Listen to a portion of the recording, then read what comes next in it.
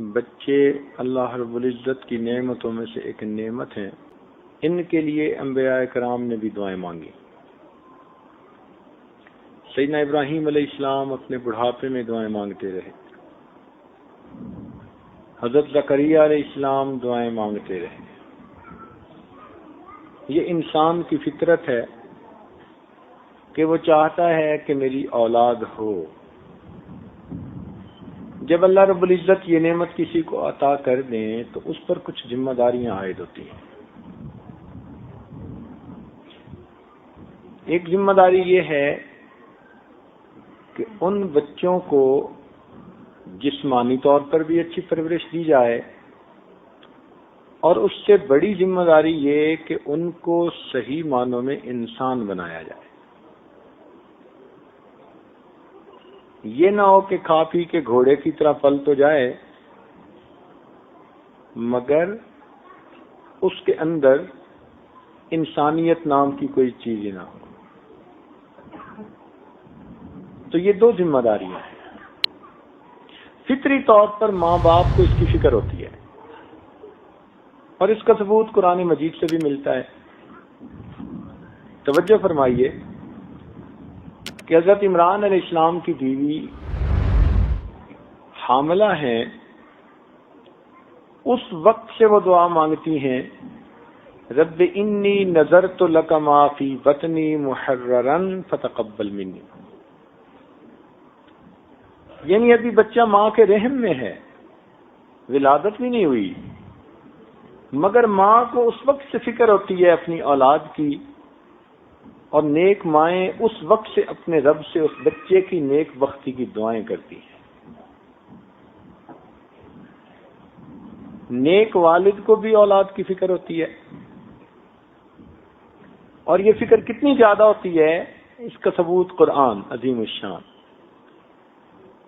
اللہ تعالیٰ ارشاد فرماتے ہیں، ام کنتم شہداء اذ حضر یعقوب الموت. دیکھیے حضرت یعقوب علیہ السلام کا آخری وقت ہے. اس وقت انہوں نے اپنے بچوں کو اکٹھا کیا. اذ قال لبنیہ ما تعبدون من بعدی، میرے بیٹو میرے بعد کس کی عبادت کرو گے. اس سے والد کے دل کے غم کا اندازہ لگایا جا سکتا ہے کہ اس کے دل کی آخری چاہت اور تمنا کہ میری اولاد دین پر ہو جائے.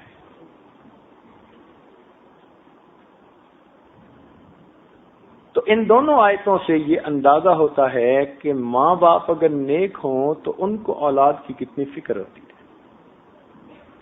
بچوں کی حیثیت ایک مولٹن میٹل کی سی ہے. اس کو جس سانچے میں آپ ڈال دیں یہ وہی شکل اختیار کر لیں گے. ایک دفعہ یہ ڈھل گئے تو پھر دوبارہ کسی کام کے نہیں.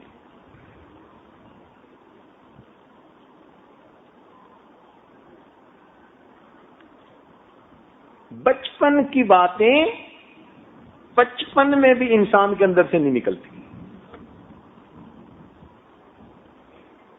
اس لیے یہ بچپن کی عمر بچوں کی بڑی قیمتی عمر ہوتی ہے. یہ ذمہ داری ماں باپ کی بھی ہوتی ہے، استاد کی بھی ہوتی ہے کہ بچوں کی تربیت اچھی کی جائے.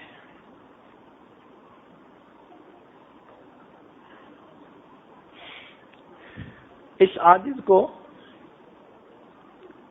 1976 سے مدارس کے بنانے اور چلانے کا اللہ نے موقع دیا. کم و بیش 25 مدارس اس وقت بھی ملک بیرون ملک میں ایسے ہیں کہ جن کی ابتدائی اینٹ بھی عاجز نے رکھی، اور اس وقت دور حدیث تک اگر وہ ہیں تو اس عاجز ہی کے مشوروں سے چل رہے ہیں. ان میں ہزاروں بچوں کے کیسز ہمیں ڈیل کرنے کا موقع ملا. کوئی پڑھتا نہیں، کوئی بڑا بریلینٹ ہے، کسی کے ماں باپ کی چاہت ہے حافظ بنے، بچہ نہیں بنتا. کہیں بچے کی چاہت ہے حافظ بنوں، ماں باپ نہیں چاہتے، وہ انگریزی کے دل دادا. عجیب و غریب قسم کے کیسز ڈیل کرنے کا موقع ملا. مختلف عمر کے بچوں اور بچیوں کے علیحدہ علیحدہ پرابلم بھی سامنے آئے. اس لیے کہ جب مدارس چلائے جاتے ہیں تو پھر پرابلم سارٹ آؤٹ کرنے ہوتے ہیں. ہر کیس ہر بچے کا انڈیویجول کیس ہوتا ہے. استاد کو دیکھنا ہوتا ہے کہ اس بچے کو میں نے کیسے چلانا ہے. بعض بچے آنکھ کا اشارہ پہچان لیتے ہیں, بعض بچوں کو ڈانٹ ڈپٹ کرنی پڑ جاتی ہے. جیسی روح ویسے فرشتے.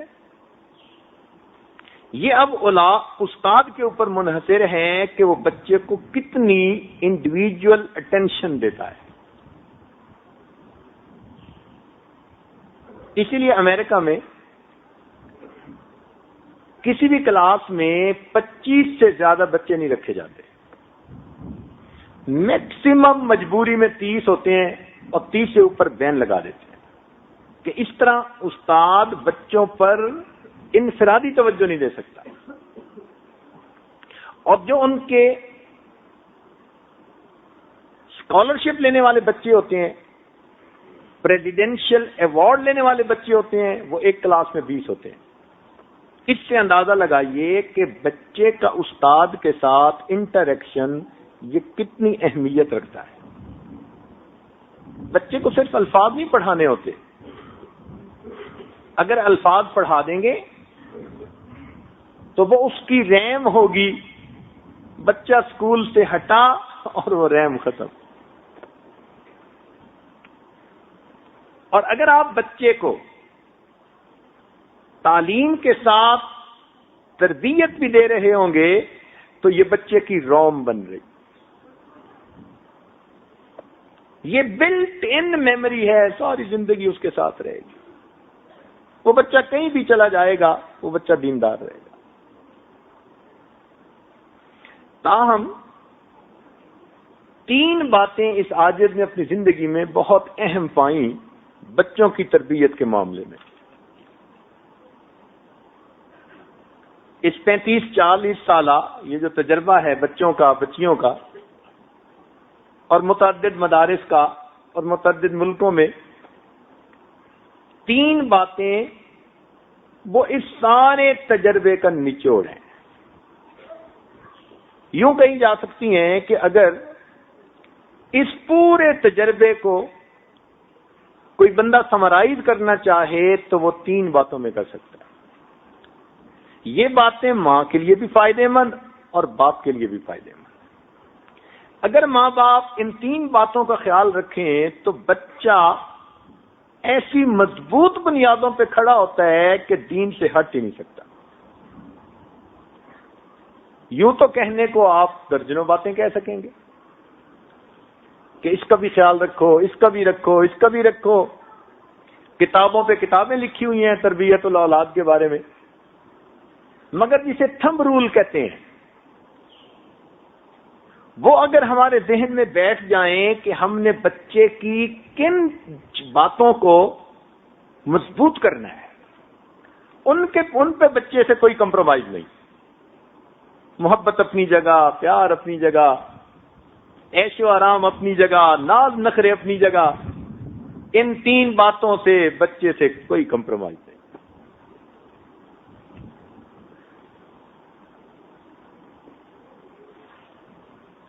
ان 3 باتوں سے پہلی بات کہ بچے کو ہمیشہ سچ بولنے کی عادت ڈالیے. یہ چیز آپ کو ہلکی سی محسوس ہوگی مگر سچ کی اتنی برکت ہے. اللہ رب العزت کے ہاں سچ اتنا مقبول ہے کہ سچ کے صدقے بندے کو دین دنیا کی کامیابیاں ملتی. اگر کبھی سچ کے باطنی فائدے ہمیں محسوس ہو جائیں اور سچ کی وجہ سے جو برکتیں زندگی میں آتی ہیں وہ محسوس ہو جائیں تو ہم تو سچ کی خاطر کٹ مرنے کو تیار ہو جائیں. اس میں محنت نہیں ہوتی. ہمارے ماں باپ اس پر محنت نہیں کرتے. بالخصوص بچہ سچ بولتا ہے تو بھی بہت اچھا, کبھی درمیان میں بہانے بنا جاتا ہے. یعنی جھوٹ کو شیطان نے خوبصورت نام دے دیا, بہانہ.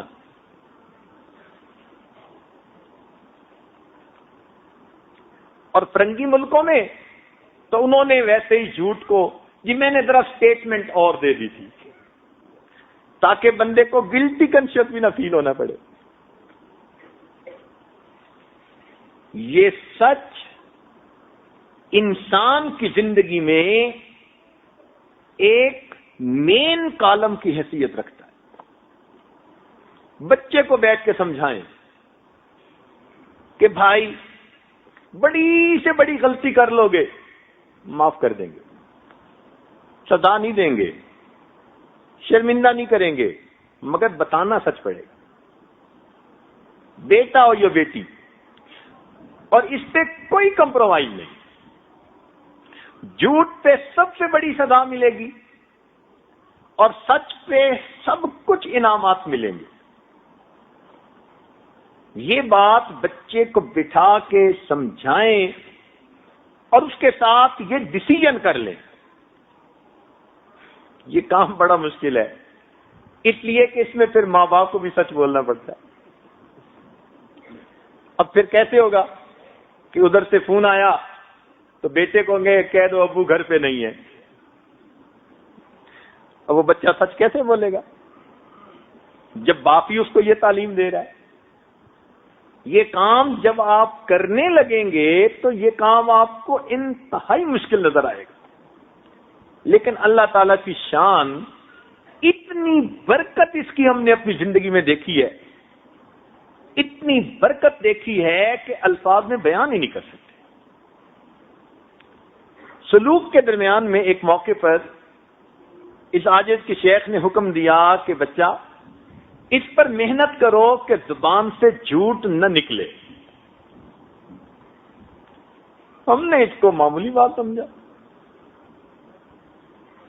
کہ ٹھیک ہے آج سے ہم نے سن لیا، اب ہم جھوٹ نہیں بولیں گے. اوہو، اتنا مشکل یہ کام دیکھا، اتنا مشکل کام دیکھا، زبان سے جھوٹ نکل جاتا. ایسے ہی نہیں بیٹھے ہوئے جھوٹ نکلے گا. جب تھوڑی سی کہیں غلطی ہوئی، سستی ہوئی، کوتاہی ہوئی، شرمندگی برداشت کرنی پڑے گی، استاد ڈانٹ ٹپٹ کرے گا. اب ایسے موقعوں پہ خود بخود اس کو بہانے لوگ کہتے ہیں ہوتا سیدھا سیدھا جھوٹ ہے. یاد رکھنا، جھوٹ جتنا تیزی سے بھاگے سچ ہمیشہ اس کو جا کے پکڑ لیتا ہے. سچ کے فائدوں میں سے ایک فائدہ یہ ہے کہ بندے کو یہ نہیں یاد رکھنا پڑتا کہ میں نے کیا کہا تھا. سچ سچ ہے. آپ کو نظر آئے گا کہ سچ بولنے میں نقصان ہے، مگر کبھی ایسا نہیں ہوگا. اللہ تعالیٰ سچوں سے محبت کرتے ہیں، وہ کبھی سچے انسان کو دنیا کے اندر رسوا نہیں ہونے دیتے. توجہ فرمائیے، عمر بن خطاب رضی اللہ عنہ کے زمانے میں ایک عیسائی بادشاہ گرفتار ہوا. اس نے مسلمانوں کے خلاف اتنا کچھ کیا تھا کہ اس کا وجود تو ایک لمحہ کے لیے بھی برداشت نہیں تھا. ہر بندہ چاہتا تھا اس کو تو قتل ہی کر دیا جائے. اللہ کی شان کہ وہ عمر بن خطاب رضی اللہ عنہ کے سامنے پیش ہوا. ہاتھ بندے ہیں، پاؤں میں بیڑی ہیں. عمر بن خطاب رضی اللہ عنہ بڑے اس پہ غصے تھے.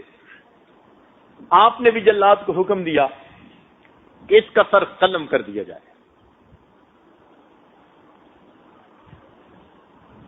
اس نے کہا کہ جی مسلمان تو بڑے رحیم ہوتے ہیں، تو کیا موت سے پہلے میری کوئی خواہش پوری ہو سکتی ہے؟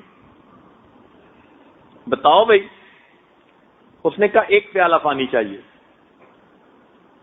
عمر بن خطاب رضی اللہ عنہ نے ایک پیالہ پانی لایا، اس کو دلوا دیا. اب وہ پینے لگا تو رک گیا. کہتے جی خوف اتنا ہے جلاد کا کہ وہ میری گردن اڑائے گا کہ مجھے ڈر ہے کہ میں جس وقت پانی پی رہا ہوں گا کہیں وہ مجھ پہ تلوار کا وار نہ کر دے، تو مجھ سے پانی نہیں پیا جاتا. عمر بن خطاب نے فرمایا بھائی تم تسلی رکھو، جب تک تم یہ پانی پی نہیں لیتے تمہیں قتل نہیں کیا جائے گا.